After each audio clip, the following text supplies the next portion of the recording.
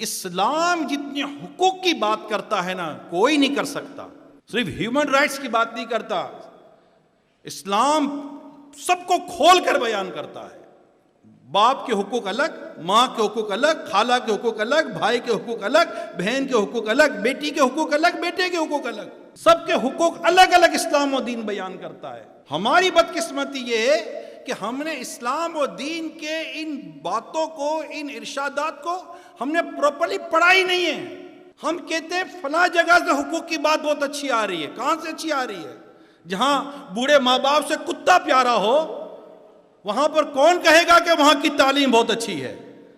جہاں بوڑھے ماں باپ کے لیے گھر میں جگہ نہیں اور چھوٹے چھوٹے کتوں کے لیے گھر میں جگہ ہے، جہاں بوڑھے ماں باپ بیمار ہو جائیں تو ان کے علاج کے لیے بس وقت نہیں اولاد کے پاس، اور کتے کا علاج کرانے کے لیے ایک ہفتے کی آفس سے لیو لی جاتی ہے، کون کہہ سکتا ہے کہ وہاں کو حقوق کی بات کی جائے گی یا حقوق کا بیان کیا جائے گا؟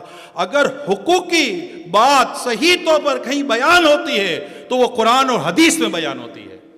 ہمارا دین، ہمارا اسلام بیان کرتا ہے، اور ان باتوں کو پہنچانا عام مسلمانوں تک، ان باتوں کو پہنچانا دنیا بھر کے لوگوں تک ہماری ذمہ داری ہے، ہماری رسپانسبلٹی ہے کہ ہم بیان کریں کہ بتاؤ اتنی باریکی میں جا کر، اتنی گہرائی میں جا کر ہے کوئی بیان کرے کہ میرے آقا صلی اللہ علیہ وسلم راستے کا حقوق بیان فرما رہے ہیں کہ اگر تمہیں راستے پر بیٹھنا ہی ہے تو ان حقوق کو ادا کرو. کون سے حقوق؟ پیارے آقا صلی اللہ تعالیٰ علیہ وآلہ وسلم نے صحابہ کرام علیہم رضوان سے ارشاد فرمایا راستوں پر بیٹھنے سے بچو.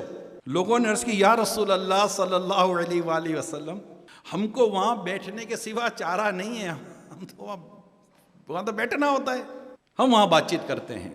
فرمایا اگر بغیر بیٹھے نہ مانو تو راستے کو اس کا حق دو، نگاہیں نیچی رکھنا تاکہ تم بد نگاہی نہ کرو. نمبر 2 تکلیف دہ چیز ہٹانا. یہاں تو راستے بند کر دیے جاتے ہیں، سڑکیں گھیر لی جاتی ہیں.